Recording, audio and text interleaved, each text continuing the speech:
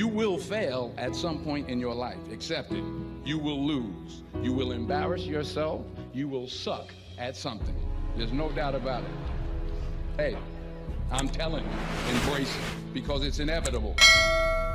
Direction determines destination. Destination is not determined by hope. It's not determined by wish. Destination is determined by direction.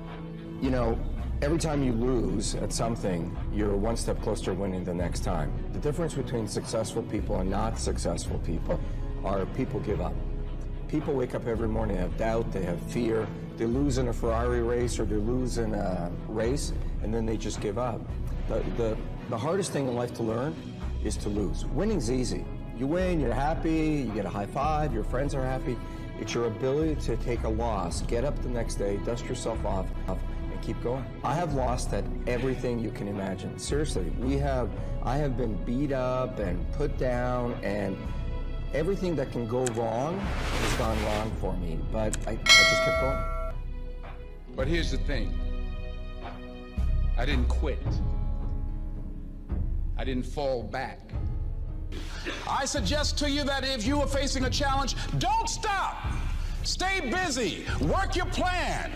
Continue to do those things that you know that work for you after you have evaluated yourself in the situation.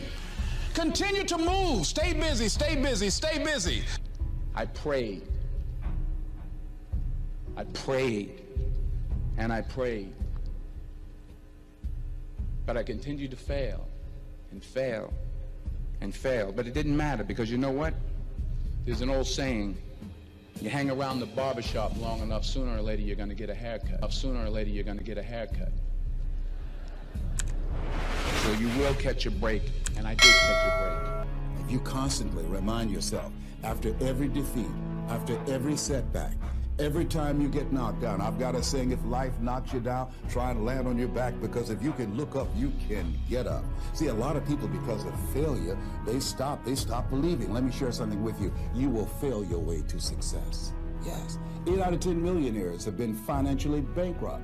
You will fail your way to success. It doesn't matter how many times you fail. It doesn't matter how many times people tell you that you can't do it. It doesn't matter if you don't have a dime in the bank. You will fail your way to success. You cannot change destination overnight.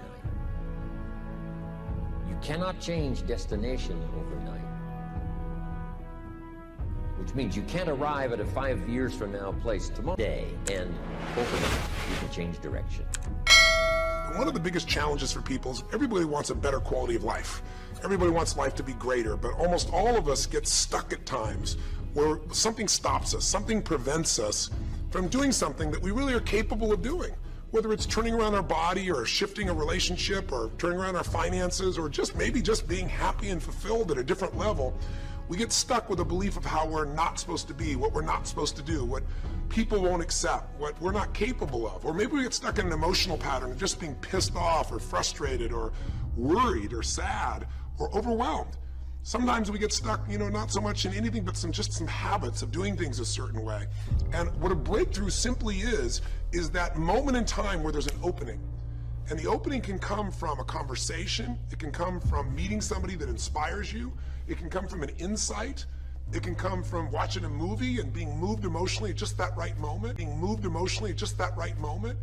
It usually comes because something kind of clicked inside of us, something snapped us and made us look at life through a different filter, in a different way. And it's a real breakthrough because you take that little insight, that little distinction, that little moment, or maybe that little or big emotion inside of you that says, no more, I'm gonna change this, and suddenly you do something to make your life better. You break out of the impossibility of life has to be this way, or life is controlling me, and you start to take back control of your life. You start to make the shift that creates the quality of life that you really deserve. Everybody experiences extreme stress at some point in their life. I don't care who we are. Something happens outside our control and it hits our life and it knocks us on our tail. It might be a health stress. It could be something with your family. It could be economic, career. It could be something emotional that happens, biochemical. There's so many things. It could be an environmental situation that had nothing to do with you. Every one of us in our lifetime are experiencing extreme stress. And these days, because of the economy and the way we respond to it, the the majority of people are experiencing some form of extreme stress, at least according to polls. Stress doesn't come from the facts. Stress comes from the meaning that we give the facts. Yes, those things have happened, but the real question is, if we fight what's happened, we got a problem. We got to decide, what are we going to do with what's happened in our life? How are we going to take this? How are we going to mold this? How are we going to turn our life around? Because when you come up with a new meaning, you get a new life. So what are we going to do in this session? Well, in this session, we're going to take a look at something from a different perspective. We're going to ask you this question. What is the single force that controls the quality of your life? If there was one gift our Creator has given us, or the universe, whatever you believe, what is it? What is the one power that you have right now in this moment that can change everything? You have it, I have it, we all have it. It's this one singular individual power that can change anything in our life, regardless of what's happened to us. And I know you know the answer. The answer is the power of choice. The one thing we have in this world is we can't control the events, but we can choose what to focus on, we can choose what things mean, and we can choose what to do. Those three choices, those three decisions really control our life. It's not so much the conditions of our life that control our destiny as much as the decisions of our life. Try for a second to think about something. Think about your life. And just think about, are there a few decisions? If I were to ask you 2 decisions you've made in your life, you know that if you would have made a different decision, you would have had a totally different life. But you won't be able to do it when you're telling yourself the sky is falling and it's over. When you see it worse than it is, you'll just give up. You won't do it if you don't tell yourself the truth is, you know what, this system isn't working. I got to do something. I got to change my finances. I got to change my job. I got to reach. If you don't tell yourself the truth and deal with the truth, the real truth, nothing's going to happen. Take life and go, I should be a singer and not a mom. When you got 5 kids, you got a problem. When you fight life and say, you know, the economy should be different, you're going to be stressed. Deal with what is, without exaggeration, with total honesty, dealing with the cards, coming up with a vision, finding yourself a role model that shows your strategy, work your tail off, give, keep changing your approach, and you can get where you want to go. Make sense? Whatever you have produced, it came out of you as a result of the kind of person that you have become. It's a result of your choices. It's a result of your consciousness. Now you have to ask yourself, are you satisfied with what you have produced? Is this what you want? Would you like for things to be better than this? Do you believe that you deserve better than this? Or are you content? This is it. You don't have to do anything else. That you'll already resign yourself in life and say, well, I'm happy. I'm not starving like the people in Calcutta. Are you allowing yourself to get off the hook like that? Or do you believe somewhere in the back of your mind or in your heart that there's some other great work for you to do? There's something else that life has for you. And that's why you're here. How do we handle this fear factor? How do we increase our self-esteem? You have to begin to fortify yourself. How do we do that? I believe that you have to begin to consciously monitor your inner conversation and start talking to yourself. Start building yourself up. Sometimes the only good things you will hear about you are the things that you say to you. So I'm saying learn to be your own booster. Start building yourself up. Start encouraging yourself. Start saying, I can do this. I can make this happen. It's a natural inclination for us to put ourselves down. See, we are born negative, I think, in a negative consciousness, because negative world. So I'm saying that we have to work through the challenges of life in learning how to begin to work to fortify ourselves. Begin to guard your mind against negative programming, like turn off the television. So you've got to guard the kinds of things that you put in your mind. See, if you don't program your mind will be programmed, because human beings are goal-oriented. That's why we die of broken hearts early. That's why we're running through life to early grave. Most of us go through life running scared.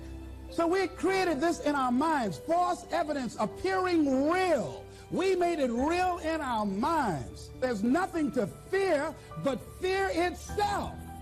That's the destructive monster. So turn off things that can contribute to your fear.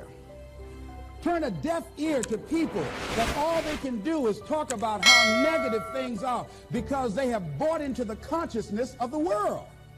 Listen to things that can empower you, that can enable you to create a new reality for yourself, in a new life for yourself. What idea are you sitting on? Write your ideas down. And then, once you get that idea, take the leap. See, a lot of people get the ideas and just walk around with them. Take the leap. See, it's out here in the universe. If you don't take the plunge, I guarantee you, somebody else will. Take the plunge. Go into action. And ladies and gentlemen, you will be surprised at how things will come together. You'll be surprised. Now, you're going to have some difficult challenges. I can tell you that now. Be aware of that. Things are not going to work out exactly right. For a time they will, sometimes. And that's when life is just playing a game with you. But ladies and gentlemen, go into action with your dream.